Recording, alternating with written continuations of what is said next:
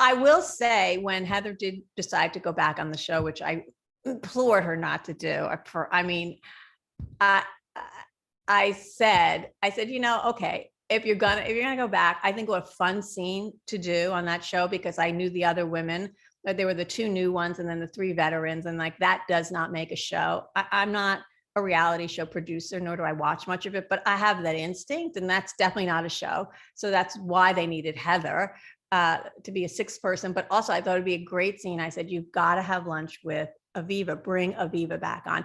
And I just pictured the scene like of her just showing her legs walking in the Christian Louboutin sandal that she threw, that was attached to the leg that she threw at Cirque, wherever we were. The Cirque.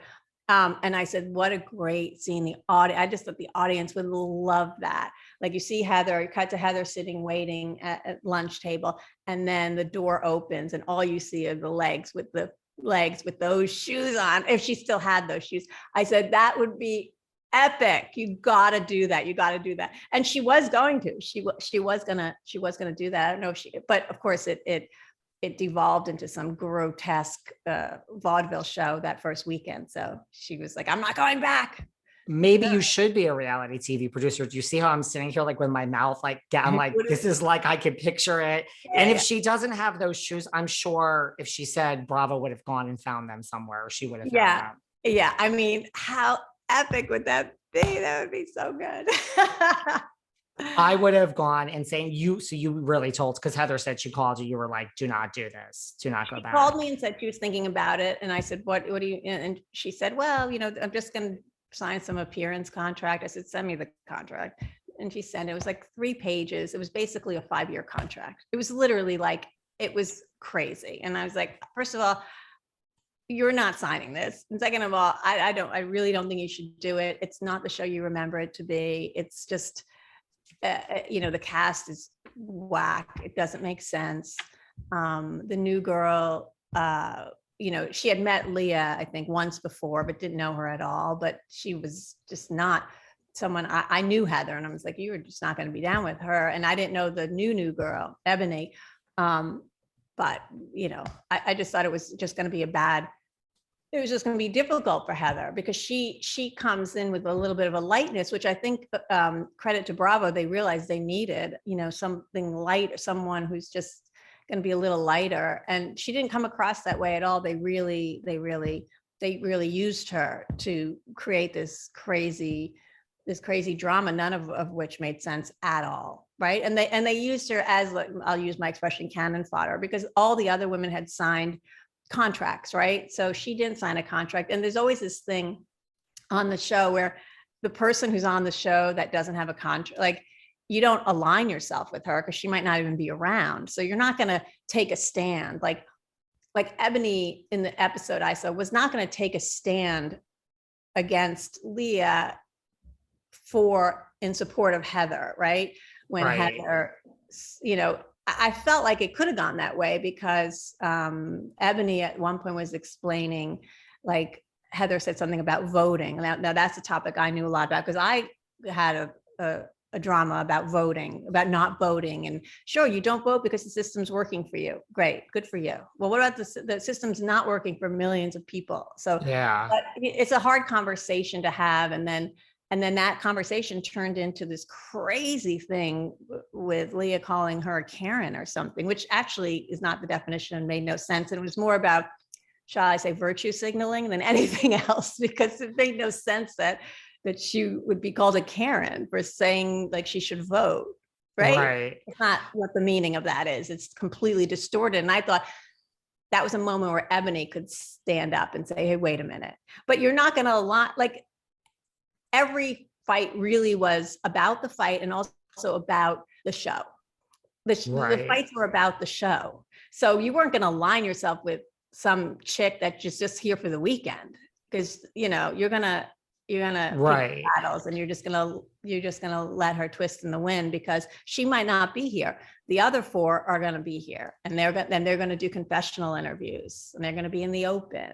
with the apple, you know. And especially when Leah at that point was like the darling, like after the first season, Leah was like the best thing that ever happened. So Yeah, like Ebony didn't know any better, even though now, I mean, Leah's I don't know what not. happened to them now, but I mean, Ebony's, you know, she's very intelligent from what I saw in the, and very willing to go to the mat on subjects that I tried to a little bit in the way that I could, but she was fierce, and I kind of liked that. But she's just like, this is a totally wrong show.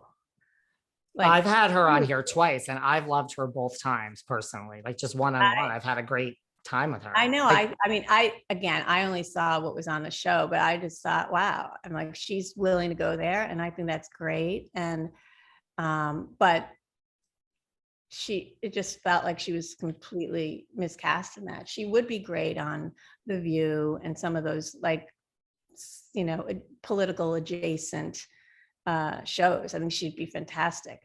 I think so. You know, she's a smart woman. She's making her own decisions, and she probably has a game plan. But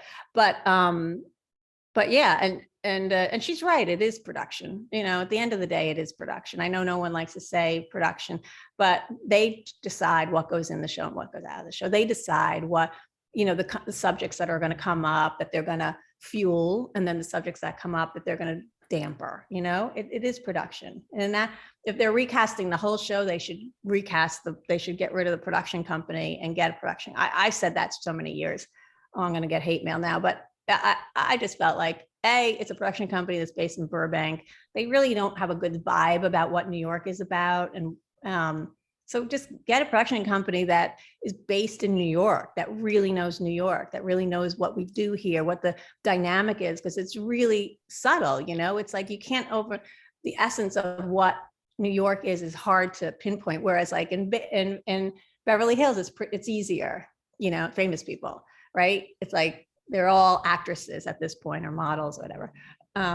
You know, but New York is subtle, and it's such a delicate dynamic that they really need to understand it. And I think Bravo would be better served if they had a different production company.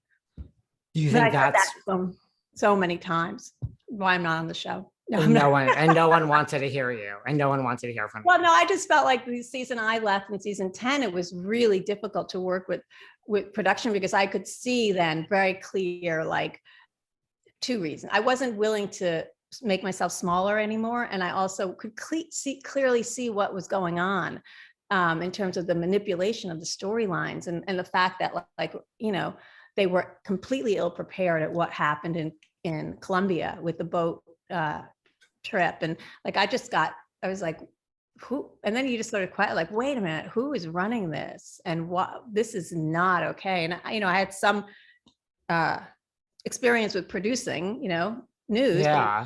10 years of producing for Peter Jennings and Diane Sawyer and all of them. And you had to be on your game. Like, you came every day with your A game, right? Your A game. And here it is. It's like, wait, what the fuck is happening? And it's not only not on their A game, they're not even in the game. And I just thought, and I could just see that whole season, and as it played out on the show, that it was just they were getting away from what really made the show good, you know. And that was, I really think, the naturalness, right? They were just manufacturing these storylines that just didn't make sense. And, you know, I always said, when the audience is really smart, and I must say the fans of the show are kind of amazing.